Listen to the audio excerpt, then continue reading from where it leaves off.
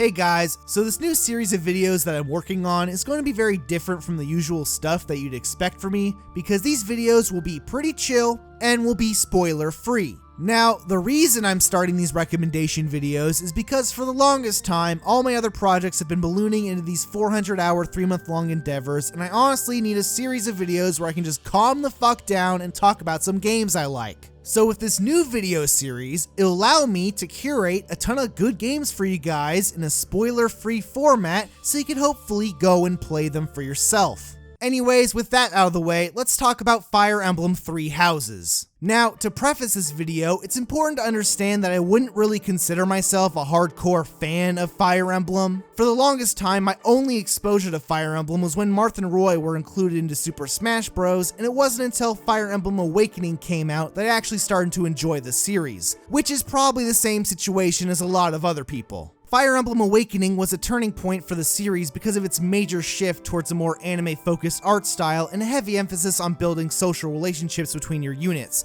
And while I'm pretty sure the older games have their merits, this major change was the appealing draw for a lot of people, myself included. Still, despite the series' newfound success, Fire Emblem Fates is where things got a little weird for me. Up until the release, all that was being talked about was how you could use the DS stylus to pet your anime characters to up their affection, or like suck on their titties to unlock the S rank. It was like some fucking weird ass shit that I didn't want. To make matters worse, they also decided to do the whole Pokemon 2 version scam bullshit where they try to sell you the same shit twice, and then on top of that, they also decided to release a third DLC campaign which would tie both stories together, and it all just came across as the biggest fucking cash grab. So now if I want to enjoy the true Fire Emblem experience, I had to spend like $100 or some shit on 3 games, and at that point I was just like, whatever, fuck you guys, I don't need this shit. So when Fire Emblem Three Houses was announced for the Switch, I wasn't really excited for it at all. However, once the reviews came out and they all claimed that they toned down all the trashy anime shit, I decided to pick it up on a whim and see for myself. Now, to my surprise, Fire Emblem Three Houses is awesome. This game is legitimately fucking amazing. Fire Emblem Three Houses is essentially a perfect mix between tactical turn-based combat and a slice-of-life high school teaching simulator. The core combat of Fire Emblem is relatively straightforward.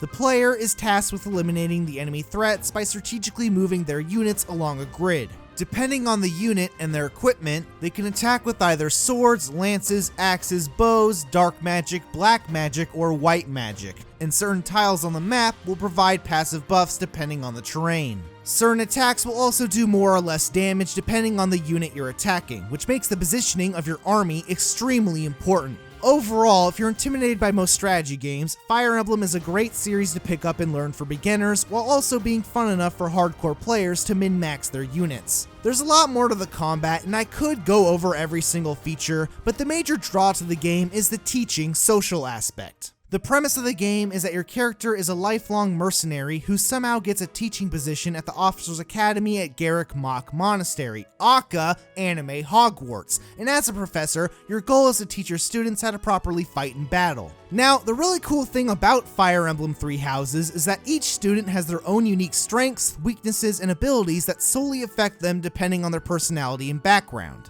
To put it simply, the roster of characters aren't simply chess pieces that move across a board, but rather actual characters that you can identify with, which is very similar to VALKYRIA Chronicles, another tactical turn-based strategy game that is also fucking awesome. Now, the differences between both games is that in VALKYRIA Chronicles, you get to pick and choose which soldiers you want to enlist in your army from a wide roster of characters, where Fire Emblem Three Houses makes the more interesting decision of having the player choose between 3 predetermined groups of students. On a surface level, this might seem like a bad thing, but it's actually a really clever way of forcing players to focus their efforts towards an entire class of students, whether they like them all or not. After all, much like being a professor, you have to work with what you're given, and having the freedom to cherry pick all your students right from the start wouldn't exactly emulate the experience of teaching at a school. Left to their own devices, I can imagine that some players would probably end up creating a weird harem army comprised solely of cute anime girls, because apparently they're a bunch of little perverts and want to fuck them all. But Fire Emblem Three Houses doesn't let you do that.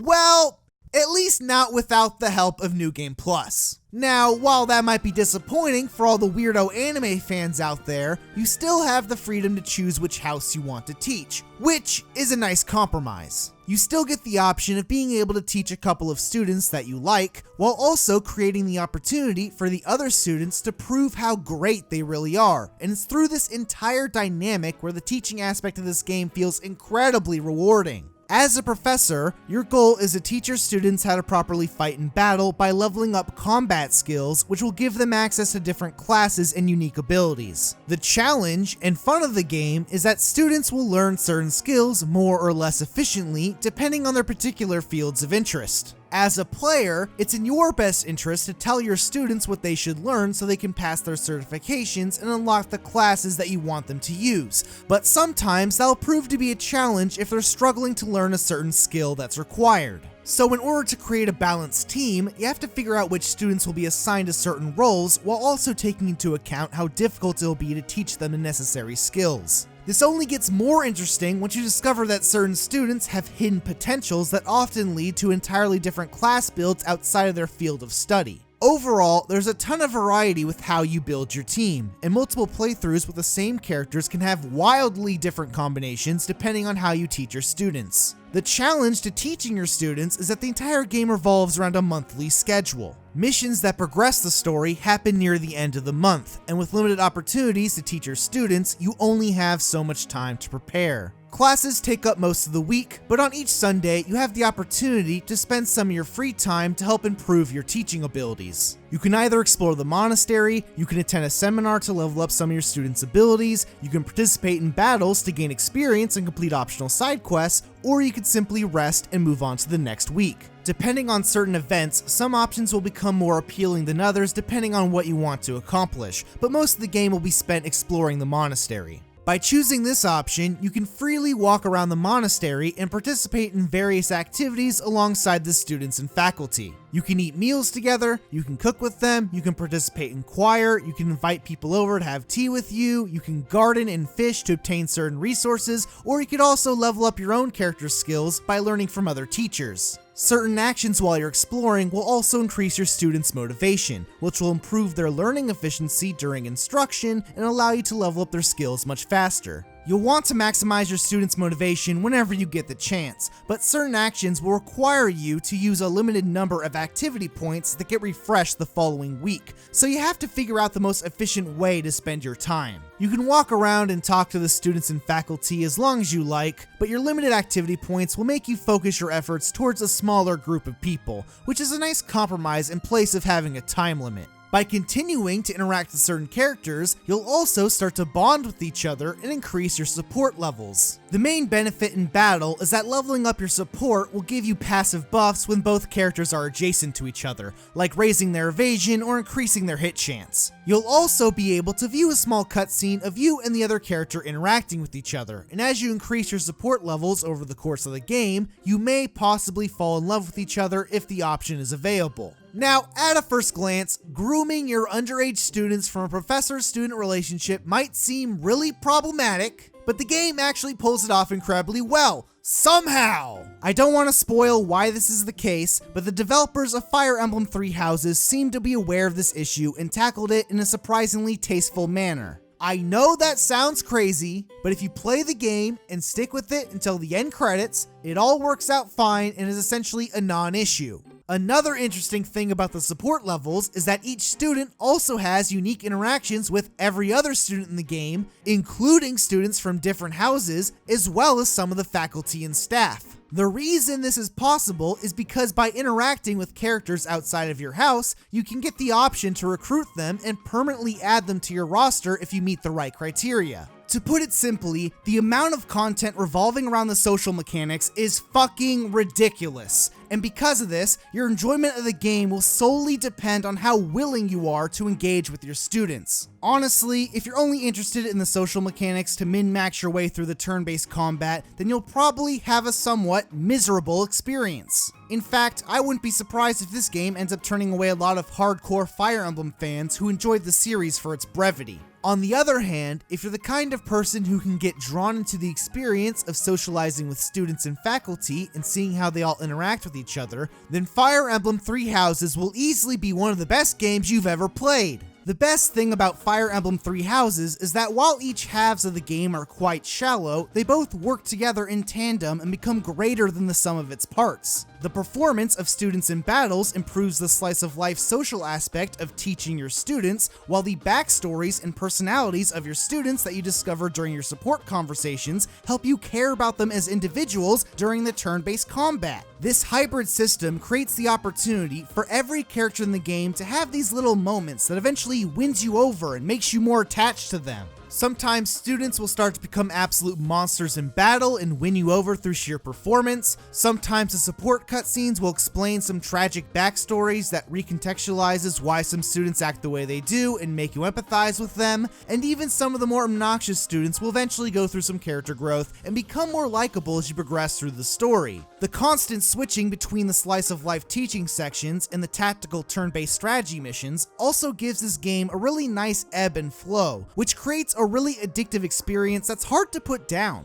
There's always something to look forward to on your calendar that gives this game the sort of one more day feeling akin to Stardew Valley or Harvest Moon. Near the start of the month, you want to explore the monastery and talk to your students about the upcoming story mission. You want to continue through the week and instruct your students to level up their combat skills so they can finally unlock some new classes or passive abilities. Sometimes there's a paralogue or interesting battle during the next week that you can fight in to level up your students, and after a while, you'll eventually unlock some new support cutscenes and get to see how your students are interacting with each other. And then, once you eventually get wrapped up into things for a couple of in-game weeks, you finally get to play through the story mission at the end of the month, which usually involves a plot twist or a cliffhanger, and then you eventually get briefed for your next story mission, and then the cycle repeats again and again and again, and it's so fucking fun! What keeps this repetitive cycle from getting stale is the game's amazing story, which only gets better and better and better and eventually goes off the fucking rails. By the time I reached the second half of this game, I was having wonderful 101-esque freakouts that didn't stop until I reached the end credits, where I immediately decided to replay the game on New Game Plus and clocked in over 100 hours with no plans of stopping anytime soon. Replaying the game on New Game Plus is also a really refreshing experience because each house is essentially its own campaign with its own group of characters. Having grown attached to the Black Eagle students on my first playthrough, I was almost skeptical that the Golden Deer house would be just as likable, but the game somehow pulled it off and made my second playthrough just as fun as the first. There were also unique missions with the Golden Deer house that I never played during my first playthrough. The character interactions with the students led to the discovery of information that recontextualized the actions of previous characters in the Black Eagle house, and I learned some new lore from a different perspective that enhanced the overall story. My second playthrough was so much fun that it made me want to replay the game a third time with the Blue Lions. Like, this game is fucking awesome. Fire Emblem Three Houses is essentially what Fire Emblem Fates should have been. Instead of chopping up each house and creating 3 similar versions, they did the smart thing and gave everyone the entire experience in one package. Which means that if you really enjoy this game, there's roughly around 200 hours of gameplay to experience. Now, while I have a lot of high praise for this game, there are some problems with this game's performance. Whenever you explore the monastery, the game has a pretty inconsistent frame rate and tends to lag sometimes, so during these sections, the game can feel pretty janky. It's not really that huge of a deal because all you're really doing is walking around and talking to people, but it's probably the only objectively bad thing about this game. Besides that minor technical issue, Fire Emblem Three Houses is one of the best games I played on the Switch. It's way better than all the Wii U port bullshit, it stomps the shit out of Super Mario Odyssey, and I've personally been enjoying it just as much as I enjoyed Breath of the Wild. It's not some kind of groundbreaking, unique experience or anything, but it's got a solid premise with a great story that accomplished exactly what it set out to do, and frankly, what else can you ask for? If you want to play through an anime-inspired high school teaching simulator with a neat, tactical turn-based combat system, and you want to suck some hot anime dick or bounce some anime titties, then you can't do much better than with Fire Emblem Three Houses.